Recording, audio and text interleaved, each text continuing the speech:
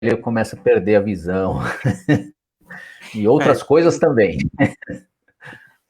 Estamos ao vivo, deixa eu compartilhar aqui no meu perfil. Ok.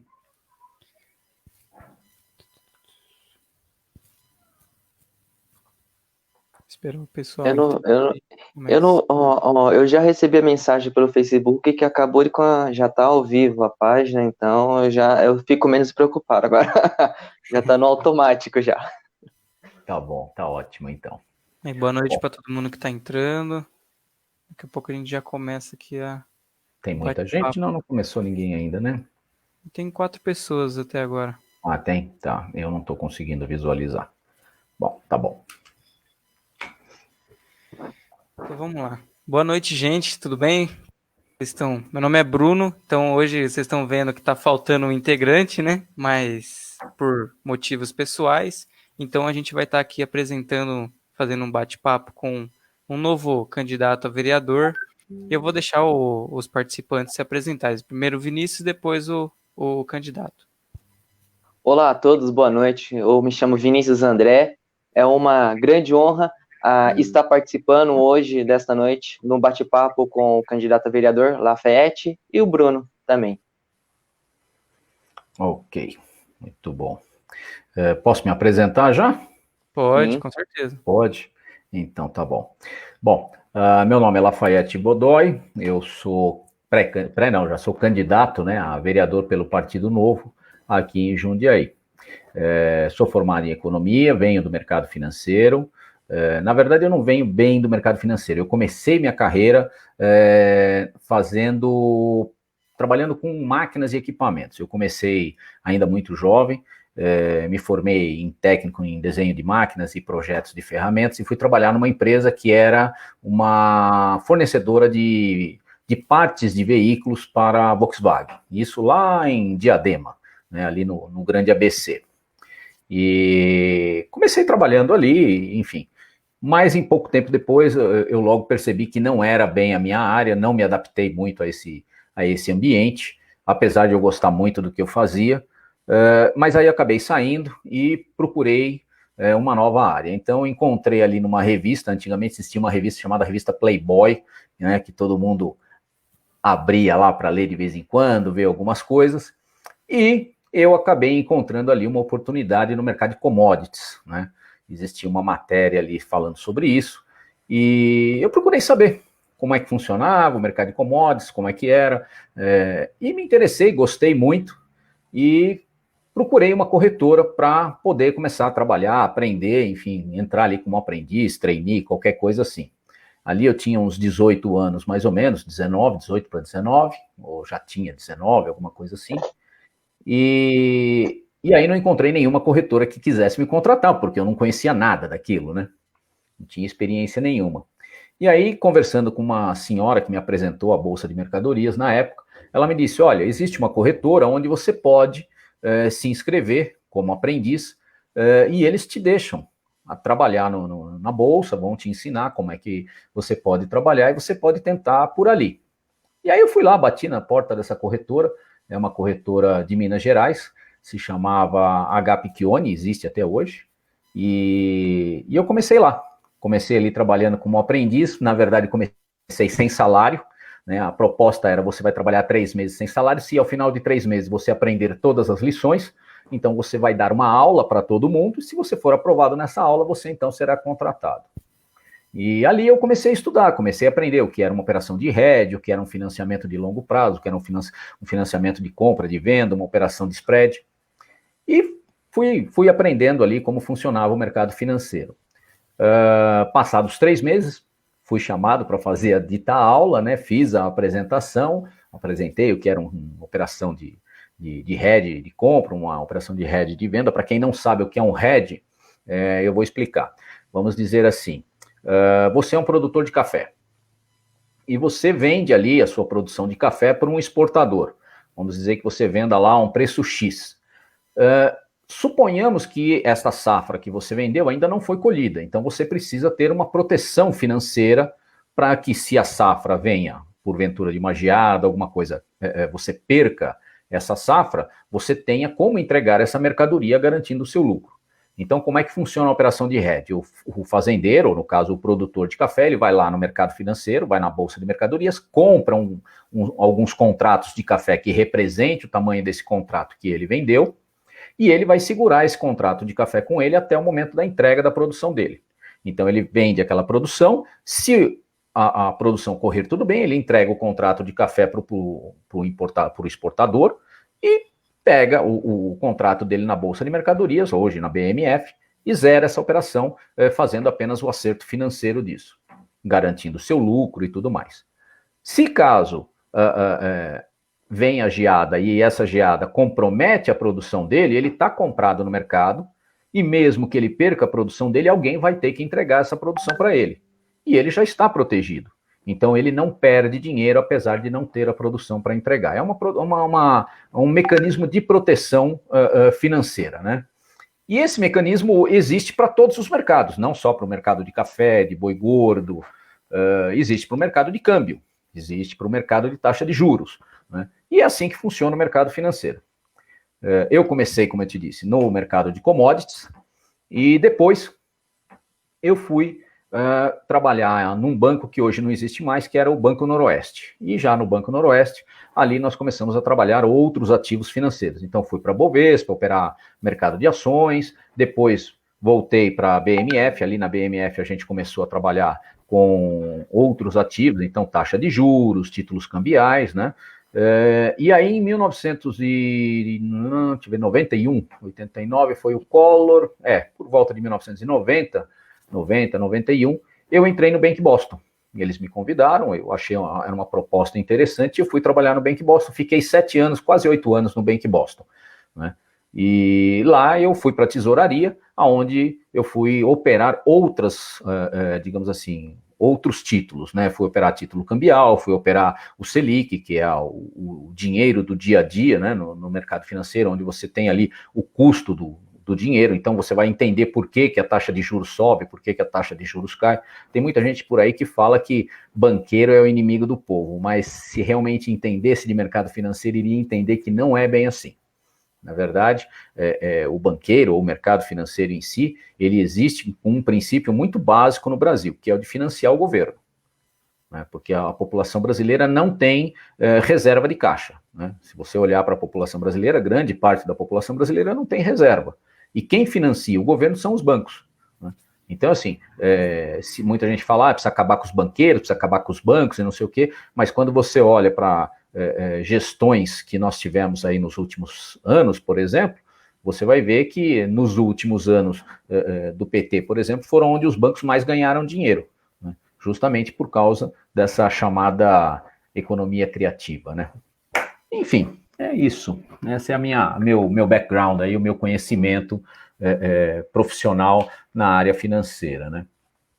Depois disso, eu montei um restaurante, fiquei 14 anos com o restaurante, e aí trabalhei, foi uma época muito boa também, que eu gostei muito, onde eu pude desenvolver outras atividades, e foi uma coisa bem legal, porque assim, você aprende a lidar com funcionários. No banco eu já lidava com uma equipe, a gente tinha uma equipe, né? Então, quando você trabalha no banco, que nem no meu caso, na tesouraria do banco você tem uma meta, né? Todo mês você tem que bater aquela meta, você tem que dar resultado financeiro, senão você está despedido, né? E quando eu montei o restaurante, eu comecei assim também. Então, nós começamos com metas, né? Tinham metas de faturamento, metas de como produzir melhor, de maneira mais eficaz. E eu fiquei 14 anos nessa área. Foi uma experiência muito boa também. Depois eu acabei vendendo o restaurante, porque é muito desgastante. Confesso para você que assim, você não tem sábado, não tem domingo, não tem feriado, né?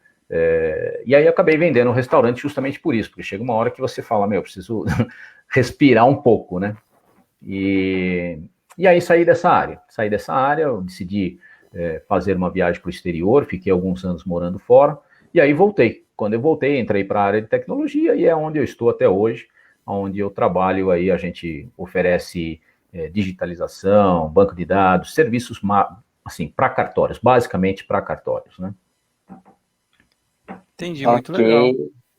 Ok. Temos, para nós ver, temos um candidato a vereador com um currículo bem preparado, encaminhado aí, que né, de tirar o chapéu para Obrigado. Obrigado. Na verdade, assim, o meu currículo não é muito diferente do currículo de qualquer pessoa que se prepara para exercer uma profissão, para trabalhar. Hoje você tem profissões dos mais variados níveis. Você tem, eu, por exemplo, sou formado em economia, né, mas tem pessoas que são formadas em engenharia e que vieram também do mercado financeiro. Tem pessoas que são formadas em medicina. Então, assim, tem muita gente preparada no Brasil.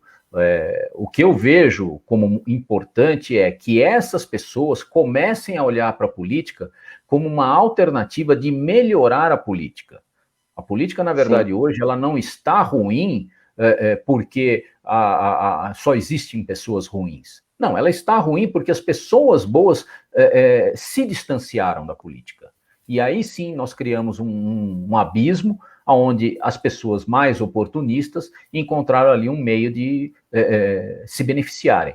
Então eu acho que é um momento da sociedade repensar um pouco sobre isso, né? Na verdade, democracia é isso, é amadurecimento, e a nossa sociedade está amadurecendo. Eu acho que é importante a gente ressaltar isso. Se você olhar, eu, quando tinha a idade de vocês, por exemplo, todo mundo dizia, a política não tem ninguém que preste, e nós nunca nos interessamos muito por política. Eu passei a me interessar por política depois dos 40, né? Então, assim, a gente começa a perceber a diferença justamente por isso. Por quê? Porque as pessoas de bem se preocupavam em ganhar dinheiro, em prosperar, enfim, fazer aquilo que achavam importante para eles, como é o meu caso, por exemplo. Eu trabalhei, ganhei dinheiro, mas eu vou confessar uma coisa para vocês. Eu, algum tempo atrás, eu tive, inclusive, na faculdade onde me formei, e passei por ali, curiosamente, assim, de carro. E eu me lembro que quando eu estudava lá, tinha uma favelinha perto da faculdade. E eu passei lá e essa favelinha continuava lá até hoje, está lá até hoje, né? E eu me perguntei, poxa vida, eu estudei, eu trabalhei, eu empreendi, eu viajei, eu fiz tanta coisa, e aquelas pessoas que estavam naquela favelinha talvez estejam lá até hoje, nunca saíram dali. Então, assim, esse país precisa criar oportunidades para essas pessoas também. Então, porque assim, não adianta você sair da situação em que você está e você olhar à sua volta e muitas pessoas estarem na situação que sempre estiveram e nunca conseguiram sair daquilo. Eu acho que nós temos que criar um país, ou trabalhar para construir um país que realmente seja reflexo daquilo que nós queremos, né? E não somente reflexo da nossa ganância, porque tem muita gente que está na política por pura ganância. Então, quando eu olho, você me perguntou um tempinho atrás, antes da gente começar a live, né, o que me trouxe para a política? O que me trouxe para a política é isso, né, é a indignação de ver que a política não reflete os desejos da sociedade, não reflete os anseios da sociedade. E aí é que você tem que parar para pensar e falar assim, o que eu posso fazer para mudar? Está na hora da gente começar a repensar esses conceitos, está na hora da gente começar a repensar a sociedade, né? A evolução, ela vem passo a passo. Eu costumo dizer que ninguém aprende a história, né? Ninguém aprende com os erros da história ou com o erro do outro. A gente sempre aprende, muitas vezes, com o nosso próprio erro, né? Eu descobri até recentemente que uma pessoa disse o seguinte, que é preciso evoluir, né? As pessoas inteligentes evoluem acompanhando o erro dos outros, não cometendo os mesmos erros. Aqueles que são mais teimosos acabam cometendo o erro novamente, mas ainda assim são capazes de evoluir. E tem aqueles que não evoluem nem com o próprio erro. Mas eu acho que a sociedade brasileira já errou bastante, eu acho que nós já cometemos todo tipo de desvio, digamos assim, ou de devaneio, achando que o Estado um dia pudesse ser a solução de todos os problemas, e nós realmente percebemos que não é, porque nós estamos aí nessa situação há pelo menos 30 anos, né? Não são os 16 anos de PT que fizeram o Brasil que está aí. São 30 anos, nós temos aí desde 88 até agora uma Constituição basicamente socialista, e isso é reflexo daquilo que nós erramos.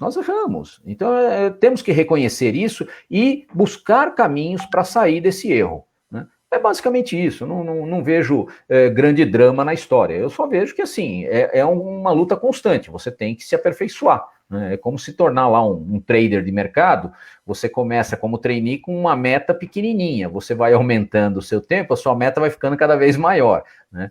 Então, é exatamente assim, quer dizer, a sociedade tem problemas, temos que ajustar o que está errado e melhorar, né? Também aqui dá um boa noite aqui para todo mundo que está acompanhando, 12 pessoas assistindo a gente, bastante gente do Novo, né? A Vânia também, que vai ser entrevistada essa semana. E aqui veio uma pergunta aqui do Juliano Caos. Vamos lá. Lafayette, comente o fato sobre a prefeitura possuir 328 cargos comissionados atualmente. O que você e o Partido Novo pensam sobre isso? Bom, de novo, como eu disse ali no comecinho, né, hoje você tem um Estado que basicamente se tornou inimigo do cidadão. Quando você olha, como eu estava dizendo, a matriz energética do mundo ainda é o petróleo. Nós caminhamos para a matriz energética que deve se tornar a energia elétrica. Então, você olha os países mais desenvolvidos, tanto na Europa como na América do Norte, eles caminham para o quê? Para uma matriz energética limpa, que é a energia solar, a energia eólica, que deve, digamos assim, substituir o combustível fóssil. Mas quando você olha para um estado em que ele cobra 50% de imposto sobre o combustível fóssil, seja para você produzir, transportar ou comercializar, você percebe que esse estado está opulento, esse estado está demais. E quando você olha para uma situação que nem essa de Jundiaí, você tem 300 e poucos cargos comissionados, desculpa, isso não pode ser sinônimo de boa gestão, né? Quando eu era empregado no banco, nós tínhamos um diretor na tesouraria. Esse diretor, ele era responsável por todas as áreas de gestão de recursos dentro do banco. Então, fosse na mesa de câmbio, fosse na mesa de juros, fosse na mesa de ações, ele tinha metas para bater ali, todo mundo que estava embaixo dele também tinha suas metas. Não é possível que uma prefeitura precise de 328 cargos, 328, não é isso? De confiança para apresentar resultado. Desculpa, não é possível, né? Hoje nós temos tecnologias amplamente divulgadas que permitem você melhorar a condição, o desempenho dessa máquina com apenas um clique no computador, com apenas um clique no botão. Você consegue saber full time, por exemplo, qual é a produção de um indivíduo dentro da linha de produção. Você pega uma empresa hoje, vamos dizer, uma produtora de veículos ou uma empresa que trabalhe com vendas, o cara tem lá um gestor, ele tem ali um CRM, uma plataforma relativamente simples de se operar, onde ele sabe se aquele funcionário está dando resultado para ele por minuto, por hora, equivalente ao salário que ele ganha, se ele está sendo rentável para a empresa ou não. Se ele começa a ter um desempenho negativo, o próprio diretor dele ou o gerente do departamento sabe acompanhar e vai lá descobrir o que está acontecendo. Agora, você tem uma máquina com 328 funcionários, e você não consegue dar resultado, porque, desculpa, vamos falar a verdade, você tem 328 funcionários de cargo de confiança, além dos outros funcionários que já são de carreira, são 9 mil e poucos funcionários na cidade de Jundiaí. Tá, e cadê o resultado? Você tem UPAs inacabadas, faltam remédios, você tem problema de segurança, né? Nós temos um problema grave na cidade de Jundiaí, que no meu ponto de vista, como eu disse no começo ali, é a questão das favelas, né? É inadmissível que você tenha um departamento dentro da prefeitura que custe 30 milhões por ano, 30 milhões custa a Fumas por ano, e você tem ali uma favela que tem 40 anos. Pega 30 milhões por ano em 40 anos, quantas favelas você não extermina? Desculpa, você dá casa de graça para todo mundo e ainda sobra dinheiro para você botar no banco. Não precisa nem fazer muita conta para isso. Então, assim, existe uma ineficiência. Existe uma ineficiência. O que precisa descobrir é onde está essa ineficiência e qual é a causa dessa ineficiência, né? Do meu ponto de vista, respondendo a pergunta, é inadmissível 328 cargos de confiança. Podemos dizer assim, quando tem um número tão alto assim de 328, a gente vê que o cargo na cidade está inchado.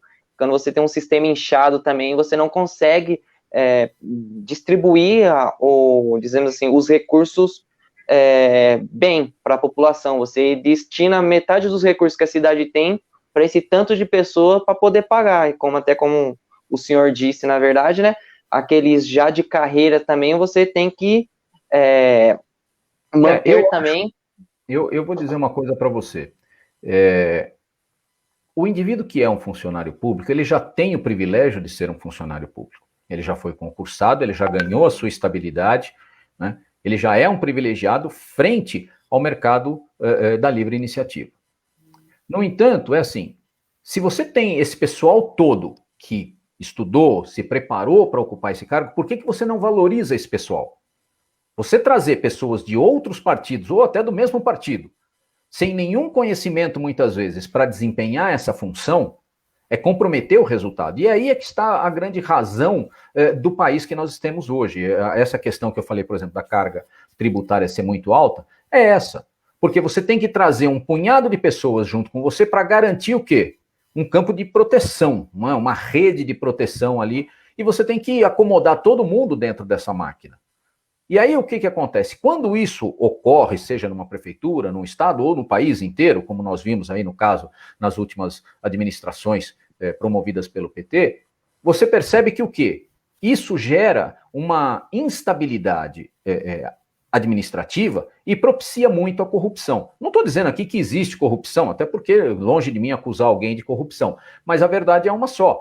Melhorar a máquina é aproveitar aqueles funcionários que estão lá dentro e que podem dar resultado porque eles conhecem o que eles estão fazendo. E não trazer alguém que simplesmente foi um cabo eleitoral ou que ajudou numa campanha, não, porque eu devo um favor político.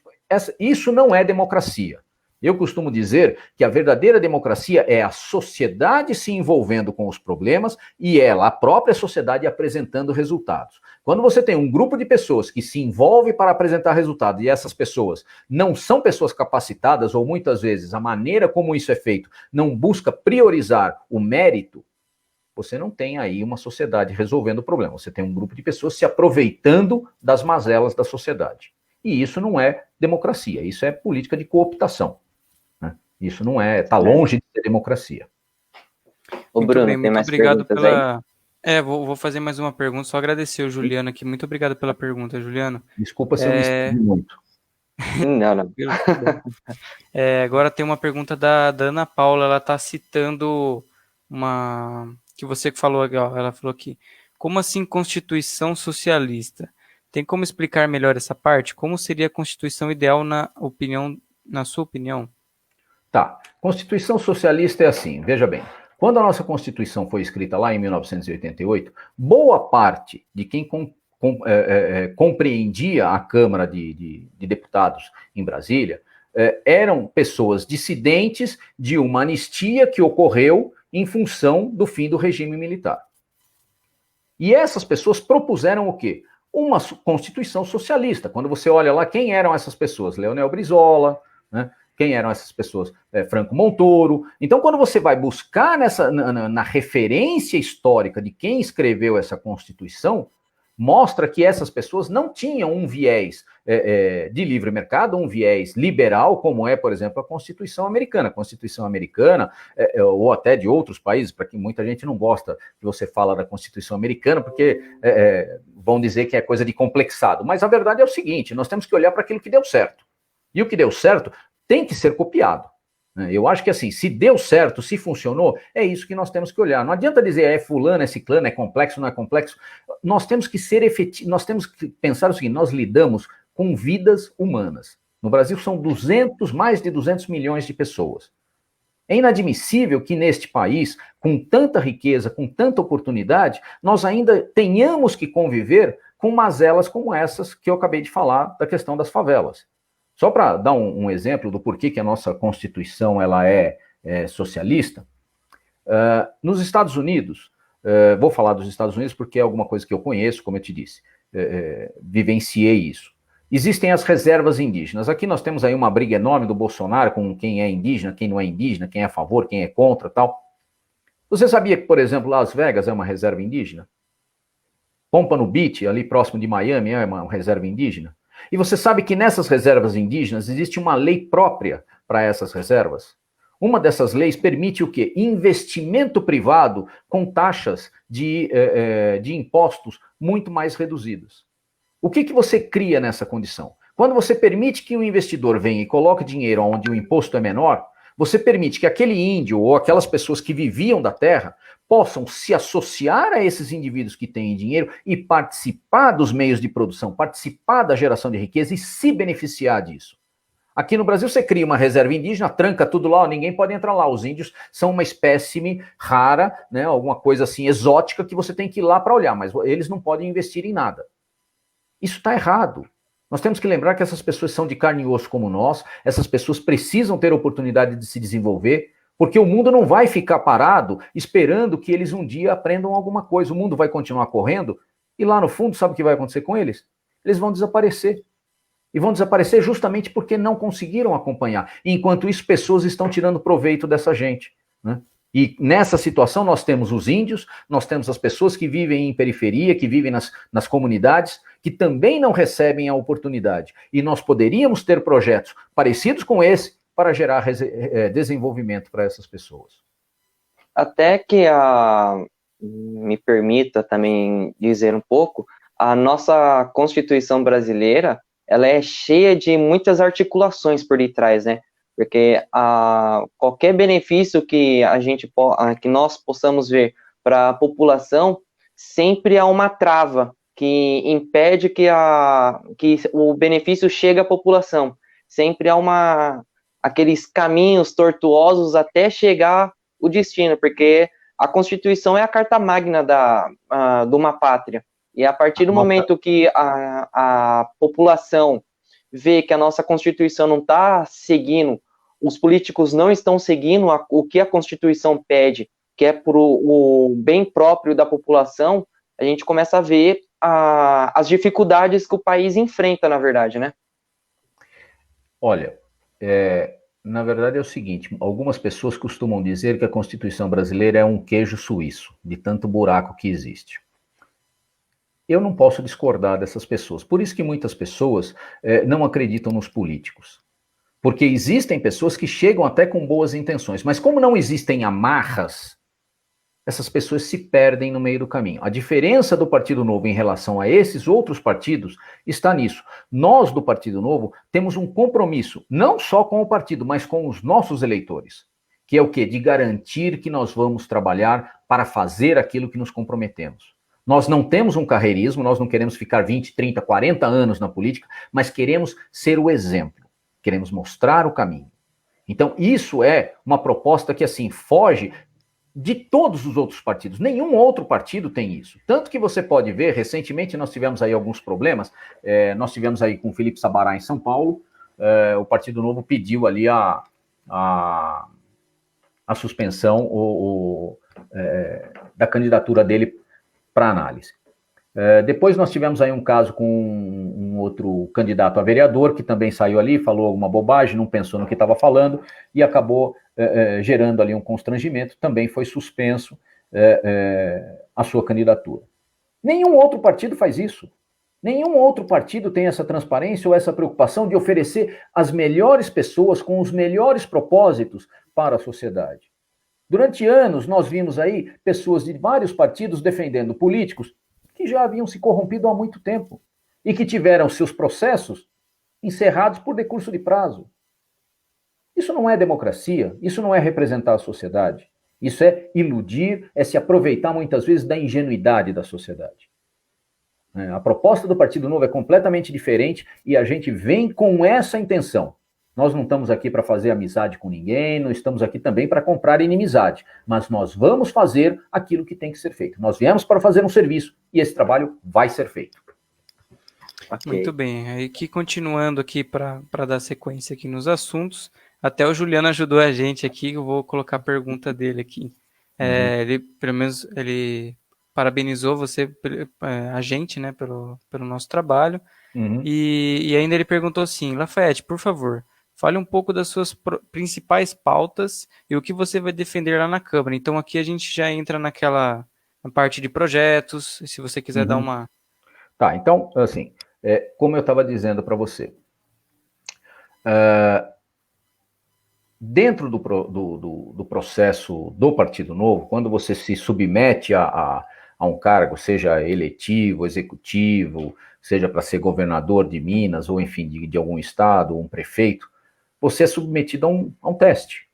Como em qualquer empresa. Quando você chega lá, você fala, ó, eu sou engenheiro. Ah, você é engenheiro? Tá bom, senta ali na planilha e faz para mim um trabalho. Eu quero saber se você sabe fazer ou não.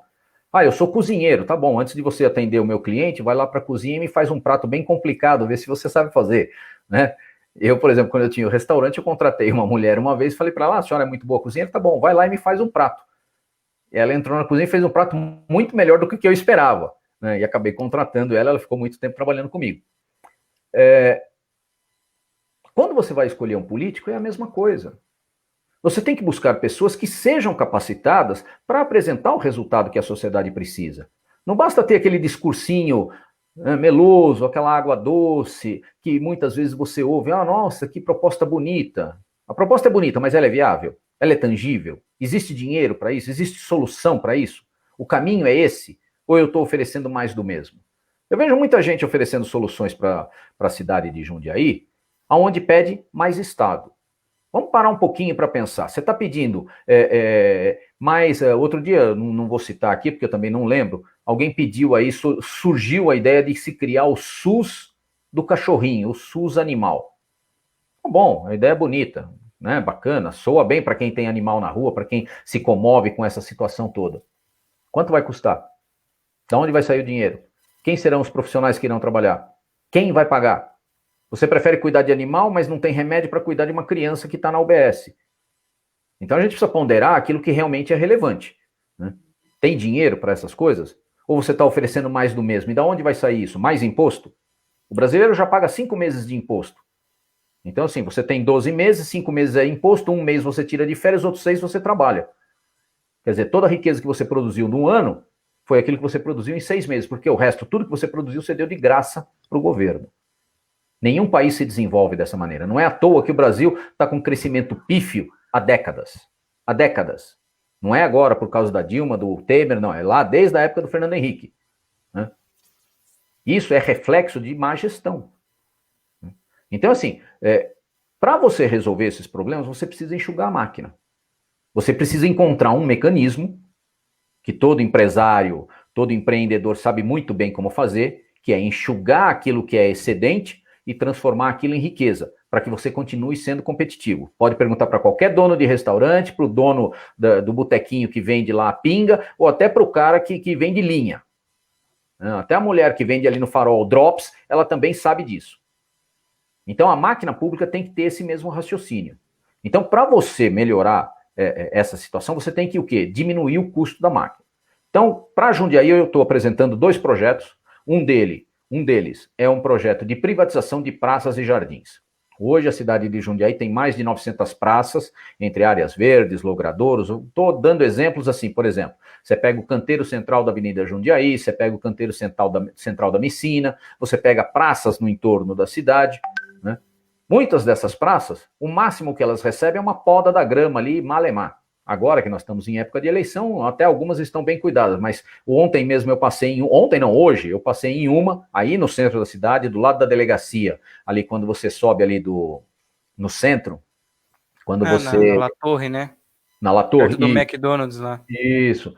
A praça tá cheia de entulho jogado lá, tem garrafa, plástica, papel, lixo, fezes de animal, folha velha, árvore secando. Espera aí. Por que é que nós não privatizamos isso? Se você privatizar isso, o dinheiro que você gasta com essa manutenção, que hoje está na casa dos milhões, reverte-se em benefício para a sociedade. E a iniciativa privada que vai adorar fazer isso, porque para a iniciativa privada é importante ter um contato, um link com a sociedade para se sentir mais próxima do cidadão e para se sentir, inclusive, uma empresa ativa dentro da comunidade. Você vai minimizar o custo. E você vai permitir que essas empresas participem do desenvolvimento da cidade e, com isso, também melhorar digamos assim, o face shield deles. Quer dizer, quem olhar para aquela marca, para aquela empresa, vai falar, pô, eu gosto dessa empresa, porque essa empresa tem uma responsabilidade ambiental aqui na cidade, né? Então, para a empresa, isso também tem um peso muito importante. E isso é uma coisa que já é praticada em muitos lugares no Brasil, né? Nós temos aqui perto de São Paulo, você tem Alphaville, por exemplo. Boa parte daqueles jardins, daquela área verde toda dentro de Alphaville, não é mantida pela prefeitura de Carapicuíba. É mantida pelas próprias empresas que atuam em Alphaville. Então, existe uma parte que é da prefeitura, mas uma boa parte daquilo ali é mantido pelas empresas. E isso é uma maneira de você, primeiro, minimizar custo. Porque a empresa não vai contratar um caminhão com 20 pessoas para fazer o serviço. Ele vai precisar de 2, ele vai contratar 2. Ele não vai contratar 20. Né? Então, começa por aí. A economia vem aí. O segundo projeto que eu quero apresentar é um projeto na área de leis, na área de gestão. São ferramentas legais necessárias para você impedir, por exemplo, que você fique aditando uma obra, né? Você ganha lá uma licitação, a empresa vem, ganha uma licitação e fica com aquela obra ali. Ele ganhou por 100 milhões, por exemplo, vamos dizer, vou construir um viaduto.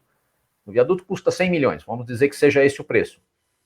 Ah, mas 100 milhões não deu, aumenta para 150. 150 também não deu, nós vamos fazer uma outra rampa, vai virar 200. Isso precisa acabar. Nós não podemos continuar com esse tipo de coisa, tem sempre uma desculpa para gastar mais.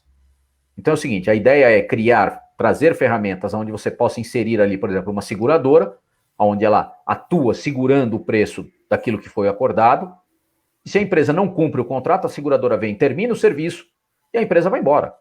O contrato é respeitado e aquela empresa fica afastada das próximas licitações. Você vai limpando o sistema, você vai filtrando aquilo que é incoerente, que é incorreto para o gasto do dinheiro público. Nós precisamos racionalizar o gasto do dinheiro público, porque ele não é infinito. Na verdade, assim, quando eu fazia faculdade de economia, eu tinha um professor que dava aula de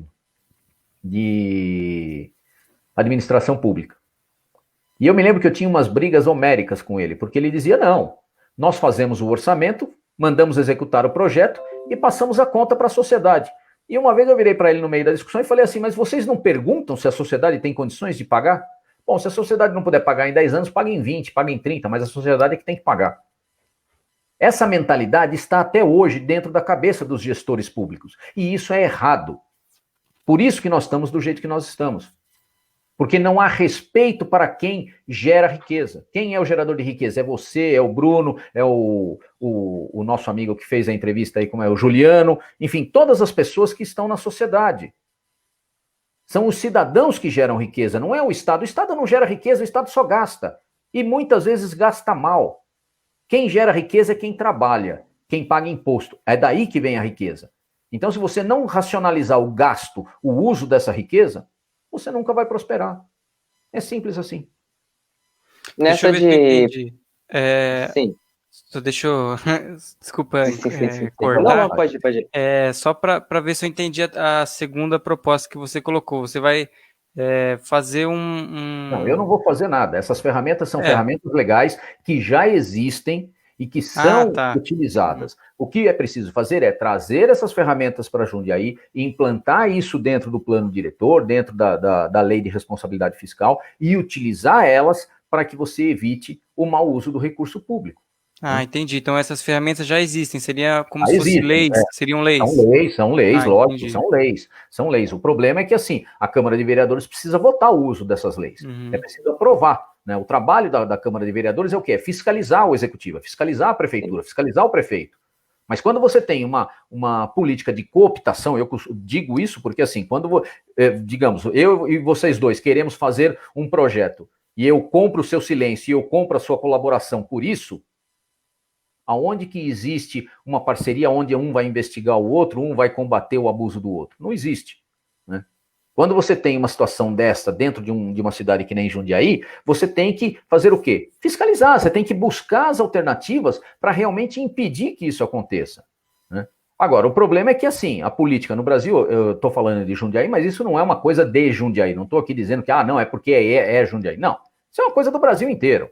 Isso ocorre no país inteiro. Então, assim, essa coisa de cooptar partidos, cooptar políticos, cooptar pessoas, né, trazer para debaixo das asas, olha, eu te protejo aqui, você me ajuda, eu te ajudo, isso é antidemocrático. A sociedade não elege uma pessoa para representá-lo, para ele fazer acordos com quem muitas vezes não está agindo de acordo com a sociedade. Né? É isso que nós precisamos mudar.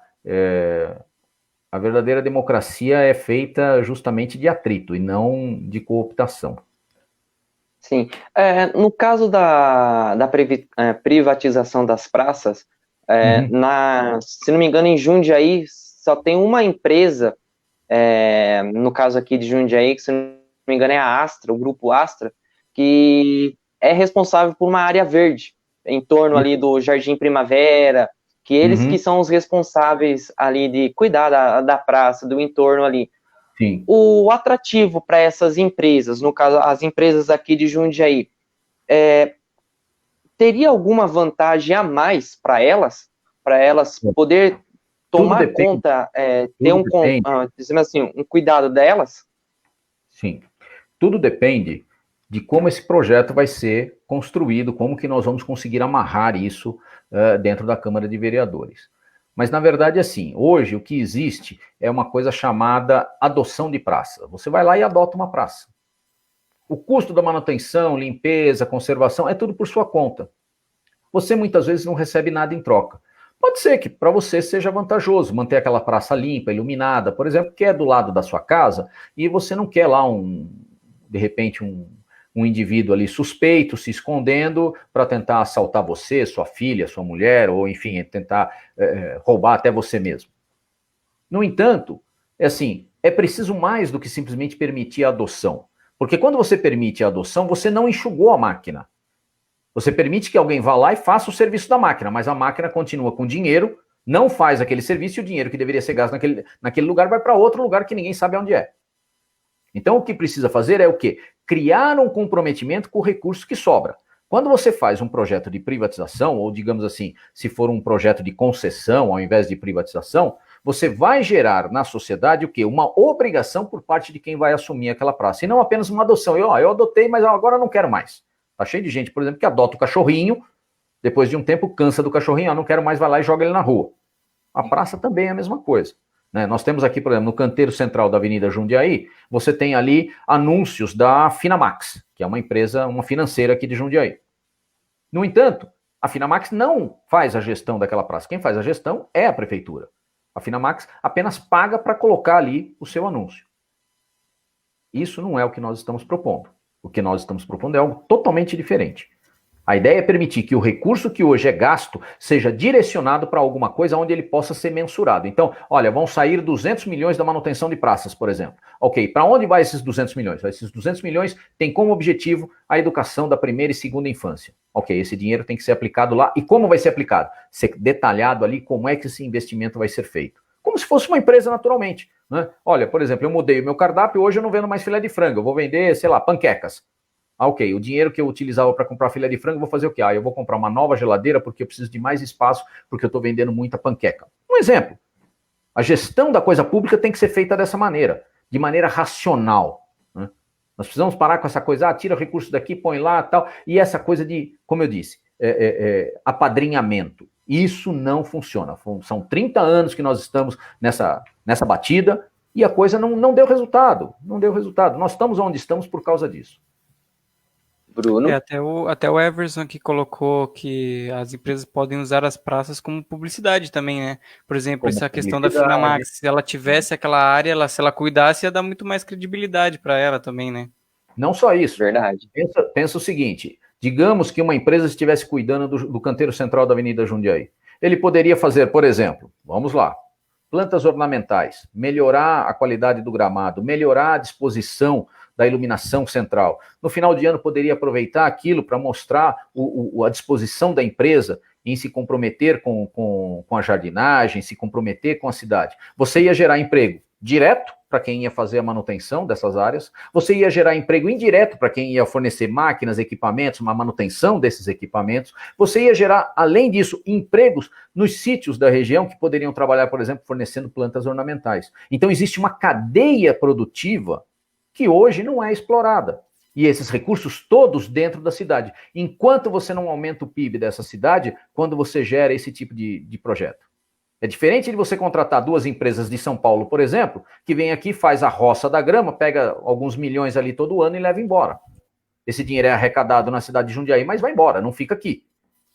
Então, o que nós precisamos pensar no uso racional é aquilo, você maximizar, potencializar o resultado.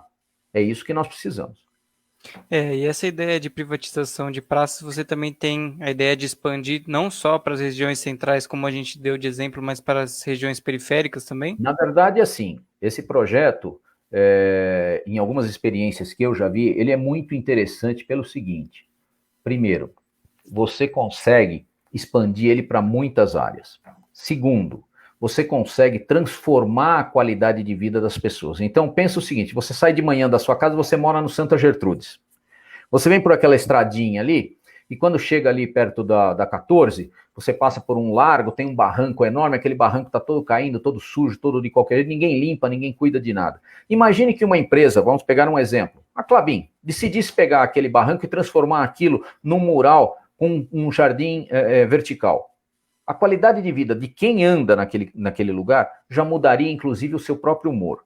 Mas você cria o vínculo com a sociedade, que é muito mais valioso. Você passa a respeitar o empresário passa a se preocupar com a sociedade e todos crescem em harmonia. Nós vamos parar com esse discurso de eu sou inimigo do empresário porque o empresário ganha muito dinheiro e o pobre coitado do trabalhador é um miserável. Não, não é isso.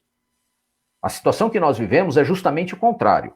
Nós vivemos essa situação hoje porque durante anos o governo tratou de massacrar a indústria nacional em detrimento dos empresários e fez com que só conseguissem sobreviver no Brasil empresas que têm serviços básicos. Então você olha para a maioria das empresas na região de Jundiaí, é um ponto estratégico de logística, mas assim, por que nós não desenvolvemos outras áreas de tecnologia, por exemplo? Por que nós não desenvolvemos a área da robótica? Né? Nós temos muitos profissionais que basta você ir na rodoviária de manhã. Você vai lá na rodoviária, o ônibus sai para São Paulo e para Campinas lotado de pessoas de Jundiaí, que vão trabalhar em outras empresas que não existem em Jundiaí. Então nós perdemos empresários, perdemos empresas, em detrimento do quê? Desse discurso, que é um discurso falacioso, né? Onde você põe o empresário como o grande vilão e o trabalhador ele é a grande vítima. Quando na verdade nem o trabalhador é vítima e nem o empresário é o vilão está sendo o Estado. É isso que nós precisamos mudar. Porque o empresário não vive sem o empregado e o empregado não vive sem o empregador. Você começa a sua vida, vocês são novinhos, você deve ter um projeto de vida, um projeto de carreira. Então, assim, você deve pensar, bom, eu vou começar hoje como trainee, eu vou começar hoje como profissional nessa área, mas eu quero crescer. Se não tiver um empresário para te dar um emprego, como é que você cresce?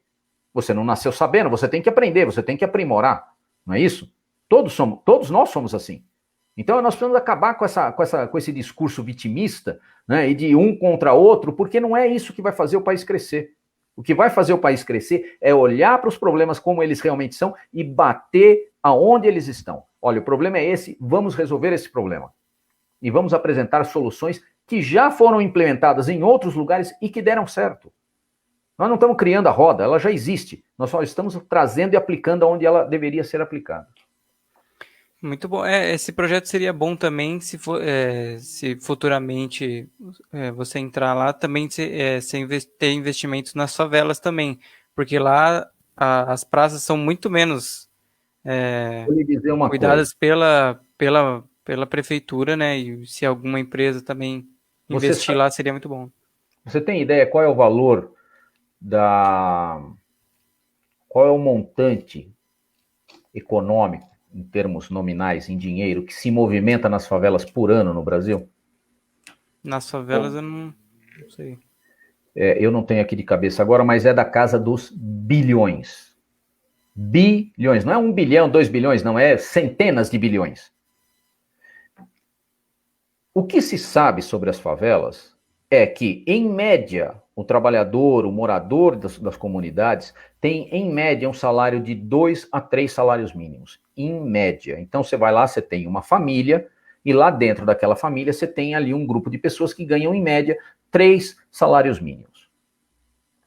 O que você precisa fazer para tirar aquelas pessoas daquela condição? Criar ferramentas, criar projetos onde este valor seja suficiente para financiar o desenvolvimento dessas regiões. Por que isto é inviável no dia de hoje? Por causa da carga tributária. Quando você compra uma Coca-Cola na 9 de julho, e quando compra uma Coca-Cola dentro da favela em Jundiaí, não vou citar nenhuma aqui, mas enfim, você escolhe uma, o preço da Coca-Cola é basicamente o mesmo. Você compra uma água na Avenida Jundiaí, ela custa R$3. Você vai comprar lá na favela, ela custa R$2,50. O imposto que o cara paga na Avenida Jundiaí é o mesmo que o cara paga dentro da favela. A diferença de preço é por causa do aluguel que o cara paga na 9 de Julho, que é muito mais alto do que o aluguel que o cara paga na favela. Então, como é que você cria desenvolvimento para quem está na favela? Tirando o imposto da favela. Porque aí você dá poder de ganho para essas pessoas e você consegue promover essas pessoas à ascensão econômica.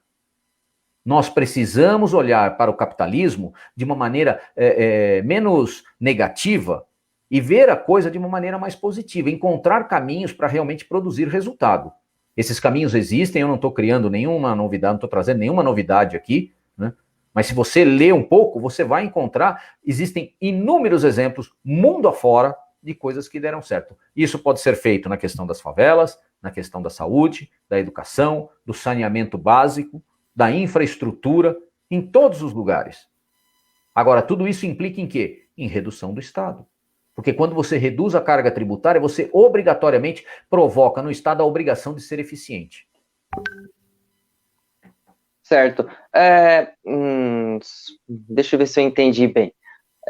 A respeito das favelas, quando o senhor falou a respeito dos mesmos valores de impostos, que muitas vezes quem mora na favela paga quase o mesmo valor de quem está na 9 de Julho ou na Avenida Jundiaí, a gente podemos dizer que poderia o Estado, ou até mesmo aqueles que estão à frente, aproximar ainda mais daqueles que necessitam evoluir, aqueles que têm porque eles precisam ter as condições de se alavancar ainda mais dentro da sociedade, que o puro capitalismo possa ajudar a eles a ser competitivo entre os outros, entre outras regiões. Sim, vamos analisar da seguinte maneira. Você está na 9 de Julho e ali existe um mercado. Pessoas com poder aquisitivo, empreendedores com poder de barganha, e um mercado que demanda produtos e serviços. Quando você vai para uma região mais afastada, onde existe uma comunidade, onde existe uma favela, você tem pessoas com poder aquisitivo menor, com um número X de demandas que não necessariamente é o mesmo que existe naquela região da 9 de Julho, porque são nichos diferentes. Aonde está o problema hoje no combate à pobreza no Brasil?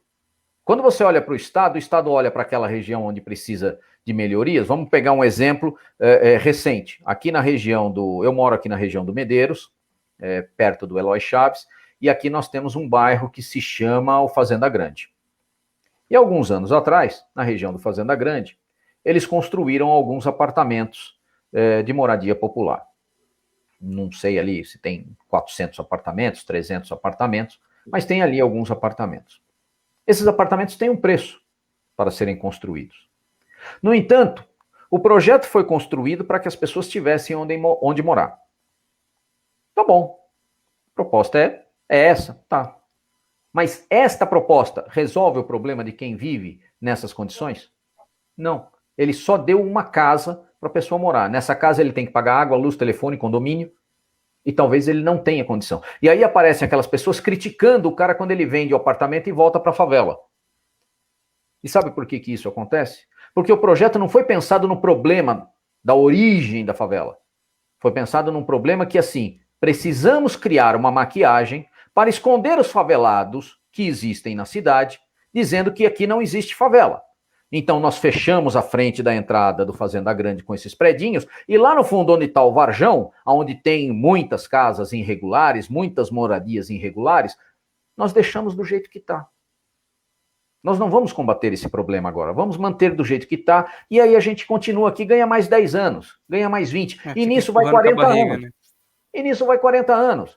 Eu esses dias estive lá na região do Varjão, e conversando com um senhor ali que ele tem um comérciozinho, parei lá para comprar uma água com gás, como faria se estivesse na 9 de Julho. Em 5 minutos de conversa com ele, ele me disse, olha, aqui ninguém tem registro de propriedade. A primeira coisa, o que é mais importante para o indivíduo, para ele ter, digamos assim, motivação para vencer na vida, é saber que ele conseguiu alcançar o primeiro degrau. E o primeiro degrau, muitas vezes, é a sua casa, a sua própria casa. Porque daquela casa ele vai para uma segunda, da segunda ele vai para uma terceira, ele pode aumentar a família, ele muda dali, vai para um outro bairro, ele sai daquela casa, compra uma casa maior. Agora, se ele não consegue nem ter aquela, ele perde o estímulo de continuar lutando. E aí é onde nascem muitas vezes outros problemas sociais. Jovens que aparecem envolvidos com drogas, justamente por quê? Porque ele não tem estímulo de vencer na vida. Meu pai trabalhou a vida inteira e nunca teve nada. Por que eu vou trabalhar? Vou para as drogas, vou vender droga, vou ser traficante. Então, assim, ao invés de você encontrar a solução do problema, você só retardou ou maquiou o problema. O problema está lá, ele continua. Eu, quando era garoto, eu morava em São Paulo e a minha tia morava na região de Guarulhos. Vocês conhecem Guarulhos? Sim, sim. Você pega, sobe ali a Via Dutra, tem favela para todo lado. Tem favela que não acaba mais. Por que tem tanta favela? Há 40, 50 anos atrás, não tinha tanta favela. As favelas aumentaram. Se você pegar desde o momento em que as favelas começaram a surgir lá em 1930, 1940, em São Paulo, a população dentro das favelas só aumentou. E aumentou muito mais do que a população do crescimento da cidade. As favelas cresceram muito mais do que a própria cidade. Por quê?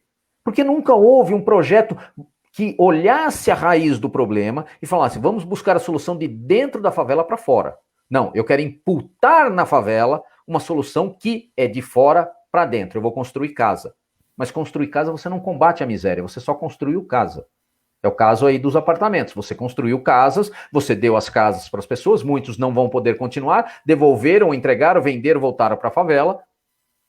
Mas por que isso aconteceu? Porque o projeto não foi construído de dentro para fora. Porque quando você vai lá dentro e analisa qual é a renda per capita de cada um, quantos tem condição de pagar, qual é o projeto que eu devo fazer, como que essa pessoa vive, qual é a atividade profissional dela, quantos filhos ele tem, como é que ele vai se desenvolver. Ok, eu consigo fazer um projeto para esse problema porque eu estudei ele de dentro para fora. Agora eu chego lá, construo um apartamento com 2 quartinhos e digo, o cara só pode ter 2 filhos. Se ele tiver 4, vai ter que botar um beliche. E aí a qualidade de vida dele ficou tão ruim quanto era antes. Ou, muitas vezes, ele não consegue ficar ali dentro porque ele tem 4 filhos, ele tem que voltar para a favela. Então o projeto foi feito de maneira errada. Eu costumo dizer o seguinte, a maior prova do fracasso dos nossos políticos está nas favelas. É o reflexo do fracasso dos nossos políticos. Porque a favela é uma coisa que está há anos na cultura brasileira.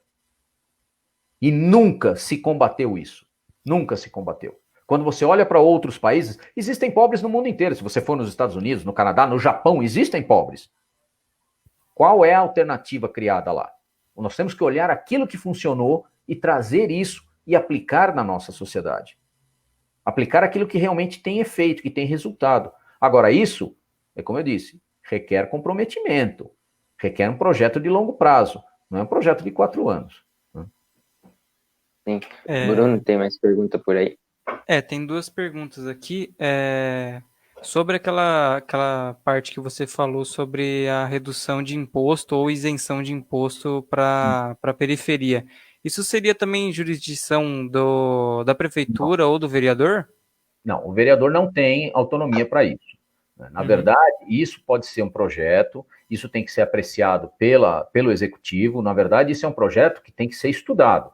Né? O vereador, eu posso até comentar, posso sugerir, posso apresentar ideias, mas dizer que eu vou implantar a lei, eu não tenho poder para isso. Não está na alçada do vereador propor isso. Né? Isso é um projeto de impacto direto na conta da prefeitura, e a prefeitura tem que estar ciente desse projeto. Tem que ser um projeto muito bem amarrado para não se perder no meio do caminho. Né?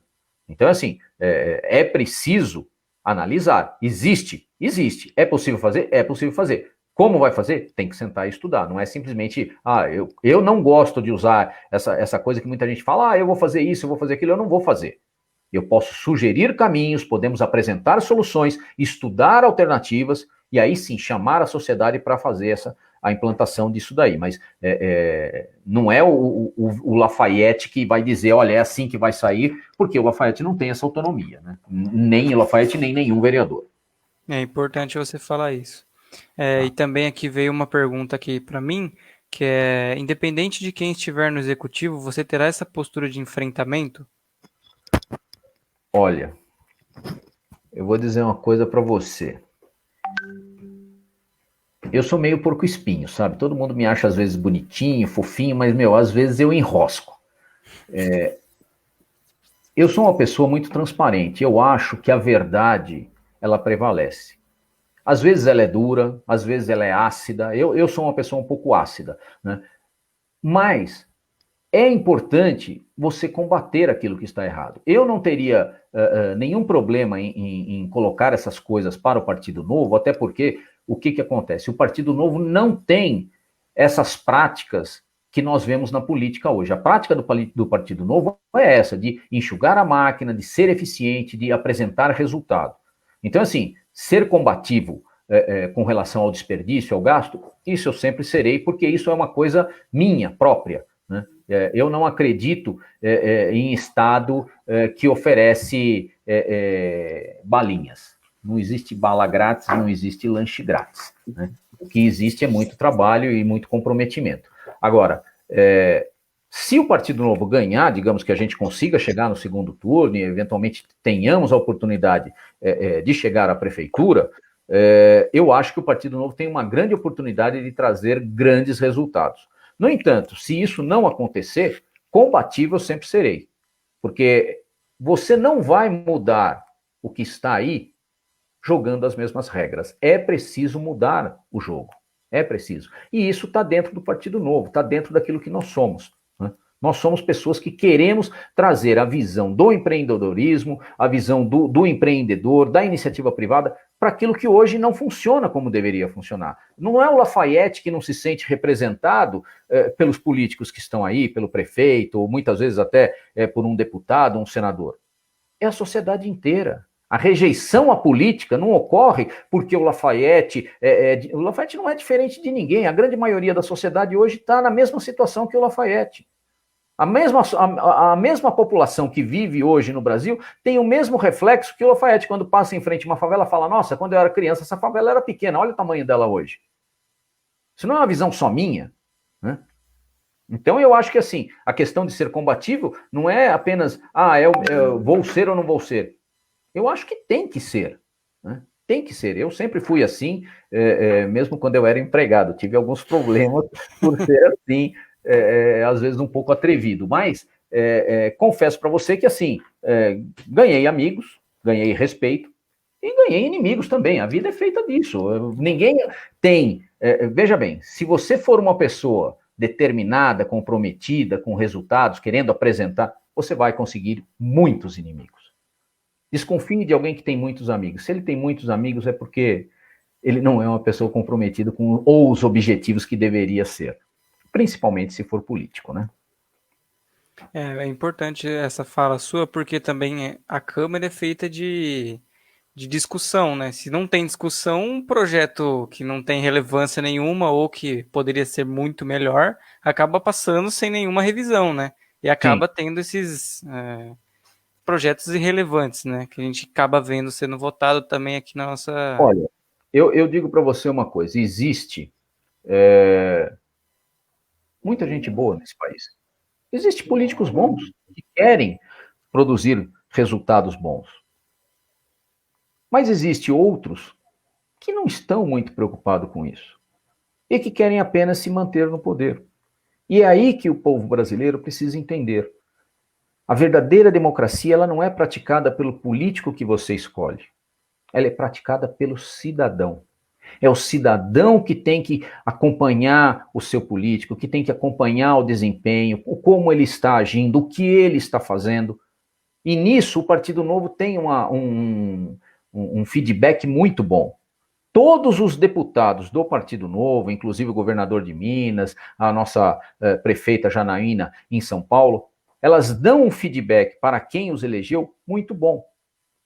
Então, assim, se tem alguma coisa que não está de acordo com aquilo que essas pessoas que escolheram esse candidato estão em desacordo, esse candidato imediatamente tem que fazer a sua renúncia àquilo que está errado e assumir de novo aquele compromisso que ele assumiu. Não existe, eu vou continuar assim porque o partido vai passar um paninho ali. Não, o Partido Novo não faz isso. Aqui é o seguinte, o cara escreveu, não leu, o pau comeu, meu amigo. Você saiu fora da linha, vai embora. Não fica no Partido Novo. Você não se elege de novo, seus eleitores não votam em você novamente, e você vai ter que procurar outro caminho, porque do Partido Novo você não vai ganhar mais nada. Né? O Partido Novo não é palanque, o Partido Novo é um projeto de longo prazo. Esse é o objetivo desse partido. E todas as pessoas que estão aqui têm essa visão. Alguns um pouco mais capacitados, outros nem tanto, alguns muito capacitados. O próprio sistema vai fazer a filtragem dessas pessoas e nós vamos aprimorando isso ao longo do tempo. Nós somos um partido constituído por cidadãos, não por políticos de carteirinha. Aqui são cidadãos comuns, cada um com a sua experiência de vida, um é economista, outro é engenheiro, outro é advogado, outro é empresário, outro é, sei lá, um cozinheiro, não importa. Todos têm algo para contribuir. Né? Então aqui eu vou colocar uma última pergunta, desculpa se a sua pergunta não apareceu, mas a gente vai já entrando no caminho final aqui, eu vou colocar a última pergunta do Juliano. Sei que ia mais longe. Vejo nas redes sociais muita reclamação sobre mobilidade, ônibus lotados, falta de ciclovias. Fale um pouco sobre isso. Bom, isso é outra coisa que também não se justifica numa cidade que tem 2,5 bi de orçamento. Jundiaí não é uma cidade grande. Ciclovias é uma coisa extremamente importante para quem quer se locomover dentro de uma cidade, por exemplo, como Jundiaí, que é uma cidade gostosa para você andar de bicicleta. Vamos falar a verdade, tem muito lugar bom aí para você. Você pega num sábado ou num domingo, por exemplo, eu fui ali distribuir alguns folhetos ali no domingo de manhã, tá cheio de ciclista na rua. Todo mundo passeando, todo mundo se exercitando, né? E você poderia criar caminhos para essas pessoas, porque nós temos áreas verdes, nós temos áreas disponíveis, como eu te disse. Você tem o canteiro central da Avenida Jundiaí, você tem a Frederico Ozanam, você tem um rio ali, daria para você fazer alguma coisa utilizando aquela margem daquele rio, daria para você aproveitar aquilo ali. Inclusive, no final da Frederico Ozanam tem uma área verde enorme, né, antes de chegar na Várzea ali, que você poderia fazer um parque ali, ao invés de fazer mais um parque dentro de outro parque, fazer um parque naquela região que não tem, né, próximo ao rio ali, fazer um paisagismo, uma urbanização e permitir que as pessoas pudessem aproveitar aquela região de uma maneira mais saudável. E você pode criar caminhos alternativos para pessoas que querem utilizar a bicicleta. Né?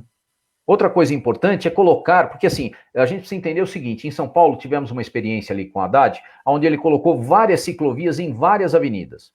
Uma delas ele colocou ali na Marginal Pinheiros, próximo do Ceasa.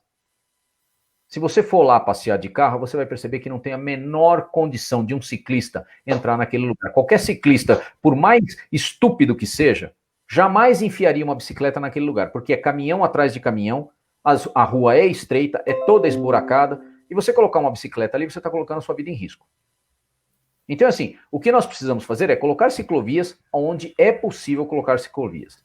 E Jundiaí tem muito espaço para isso. Agora, é preciso também criar no transporte público, nos ônibus, como é que se chama aquilo? Um rack, para você transportar as bicicletas na frente do ônibus. Como acontece em Nova York, como acontece em São Francisco, em Miami, né, como acontece em Londres, em tantos lugares ao redor do mundo.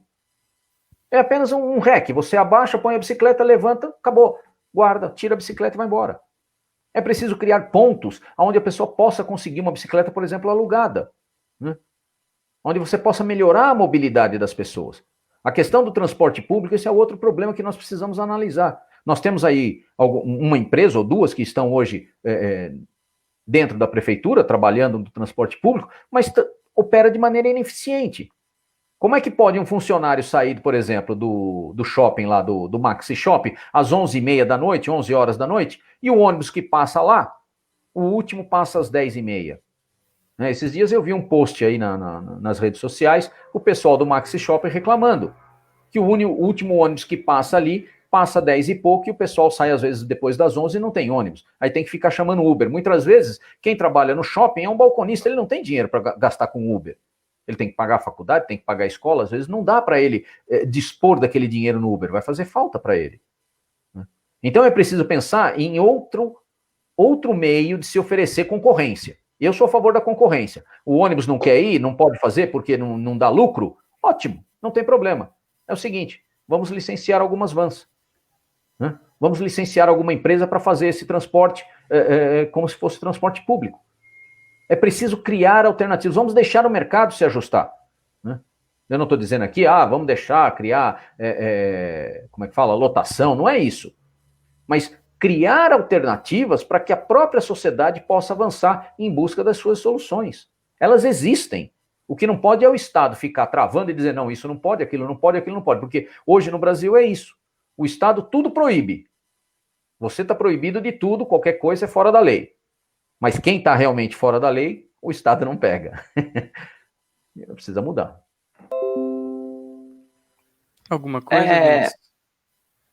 A respeito do transporte público, é complicado porque o transporte, na verdade, muitas vezes é cheio. As pessoas, principalmente nessa época de pandemia, tá com a redução de ônibus muito grande.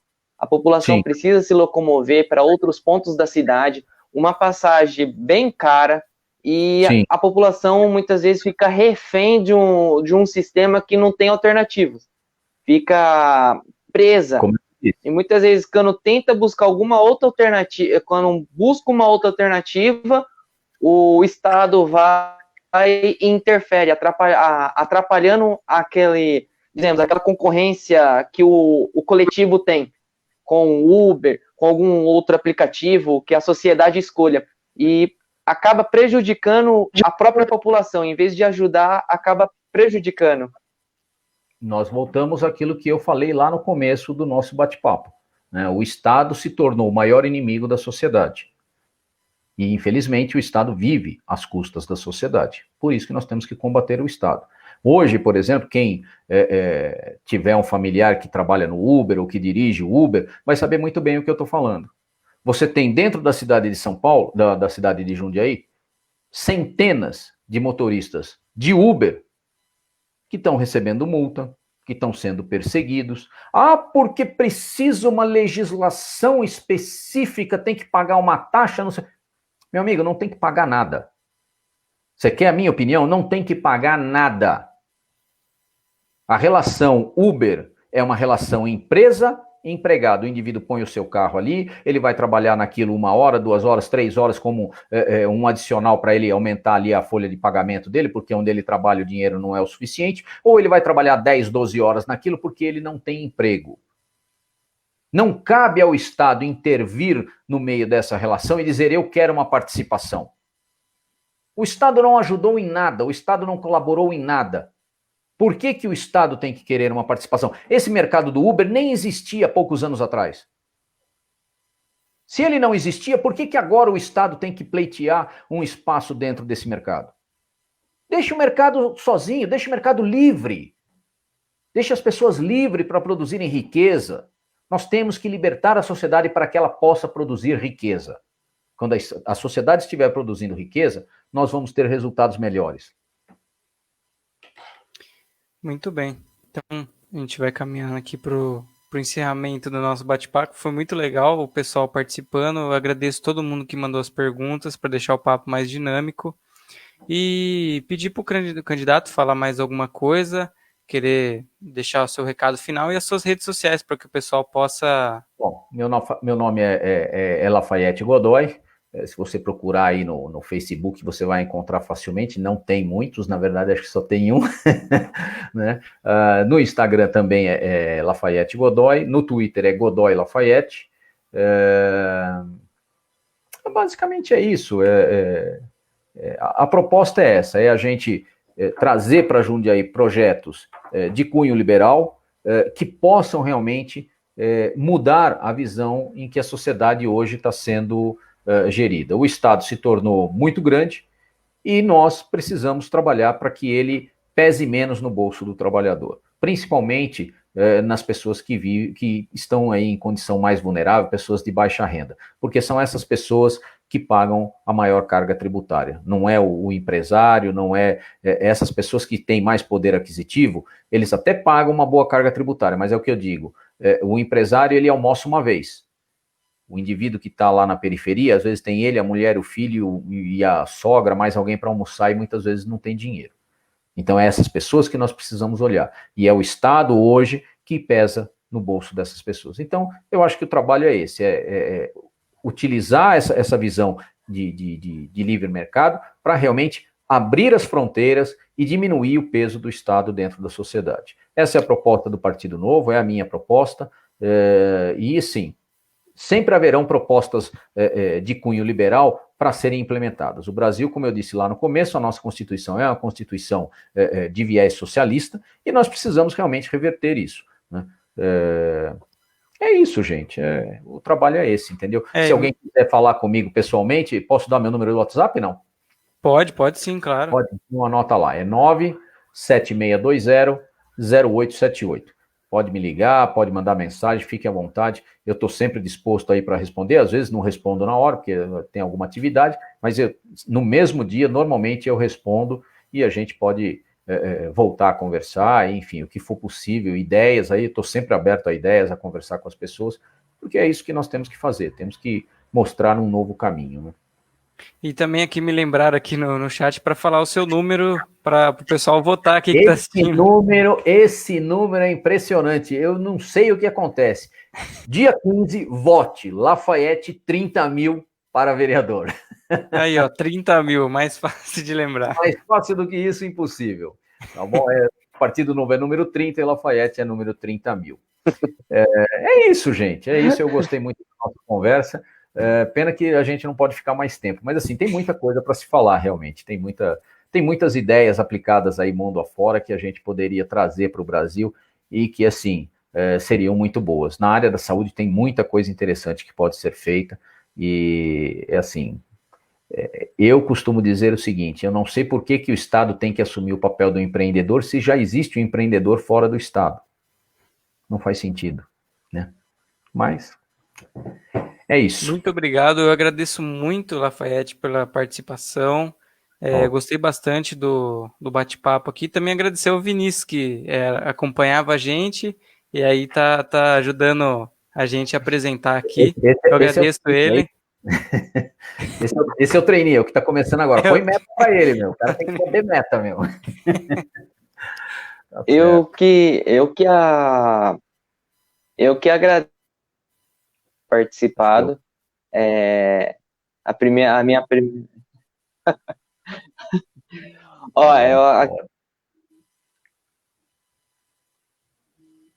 Ele travou agora, junto com vocês agradecer. aí. Desejo uma boa sorte ao candidato nesse pleito de 2020. Obrigado. Voltou? Voltou. Ih, acho que travou. Bom, tudo bem. Uma boa noite a todos e tudo de bom a todos. E também agradecer ao Matheus aqui, que é também nosso apresentador, tá aqui me enchendo o saco aqui no WhatsApp, né? Vou agradecer ele aqui também. Manda um abraço para ele, agradeça pela oportunidade. E eu vou te dizer, foi uma grande ideia, não sei se foi a ideia do Matheus ou sua, ou se foi de vocês dois, mas vocês vieram num momento muito importante do momento político deste país, e eu acho assim, seria muito importante, muito bacana, se outras pessoas tivessem essa mesma disposição. Confesso que assim, foi inovador e é de grande valia. A democracia só tem a agradecer. A gente teve essa o Joaquim, na verdade o Matheus teve essa ideia, né? E ele me chamou e a gente conseguiu fechar. O que a gente queria mesmo é que todas as cidades estivessem politizando. Porque é bom para você ver todas as propostas mesmo, acima de partido, acima de ideologia, ver os projetos que realmente vão fazer diferença na vida das pessoas. Essa que é a nossa ideia aqui no projeto. Então, eu agradeço a todo mundo que participou. Espero que vocês tenham uma boa noite e até amanhã, que amanhã tem mais um bate-papo. Tchau. Obrigado pela oportunidade. Um grande abraço para vocês.